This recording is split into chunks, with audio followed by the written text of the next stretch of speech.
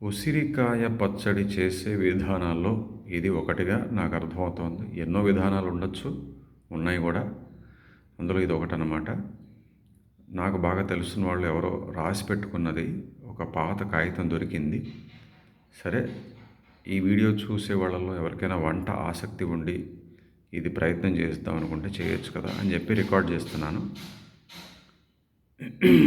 మొదటగా కాయలు కడుక్కొని పొడిగా తుడిచి ముక్కలుగా తరుక్కోవాలి. పసుపు వేసి కొంచెం కొంచెం పసుపు అనమాట. పసుపు వేసి ముక్కలు కలిపేసి పెట్టుకోవాలి. 3 రోజులయ్యాక ఉప్పు కలిపి పెట్టుకోవాలి. 2-3 రోజులయ్యాక, నేను అనుకోవడం మరొక 2-3 రోజులు అవ్వచ్చు. 2-3 రోజులయ్యాక మిక్సీలో ముద్దగా చేసుకోవాలి. తర్వాత ఆ ముద్దని 3 మంచి ఎండలు ఎండబెట్టాలి.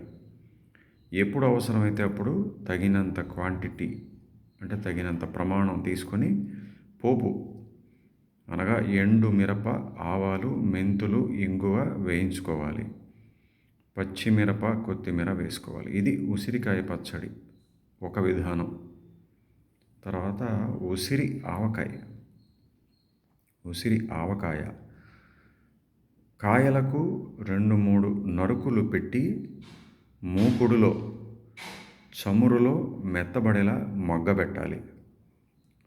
ఉప్పు, కారం, ఆవ నూనె అంటే 1:1 నిష్పత్తిలో వేసుకొని కలుపుకొని మగ్గిన ఉసిరికాయలు చల్లారాక అందులో కలుపుకోవాలి. ఇది ఉసిరి ఆవకాయ విధానంలో ఉన్నటువంటి 2 పాయింట్స్, 2 స్టెప్స్ అనుకోండి. తర్వాత చివరిగా ఉసిరి మెంతికాయ.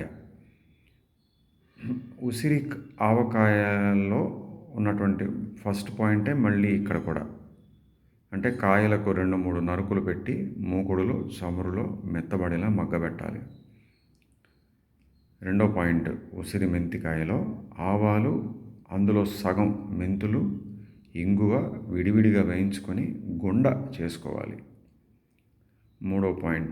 మూడవ మరియు ఆఖరి పాయింట్, కాచిన ఇంగువ నూనెలో కారం మొదట కలుపుకొని అందులో ఆవ, మెంతి, ఇంగువ గుండలు కలుపుకొని చల్లారిన ఉసిరికాయలు కలుపుకోవాలి. పై 2 ఆవకాయ గుండల్లో కొద్దిగా పసుపు కలుపుకోవాలి. సో ఇవండి నాకు దొరికిన ఈ పాత కాగితంలో ఉన్నటువంటి 3. ఒకటి ఉసిరి మెంతికాయ, ఉసిరి ఆవకాయ, ఇంకోటి ఉసిరికాయ పచ్చడి. ఎవరికైనా ఉపయోగపడచ్చు కదా. సరే, ఉంటాను. నమస్తే.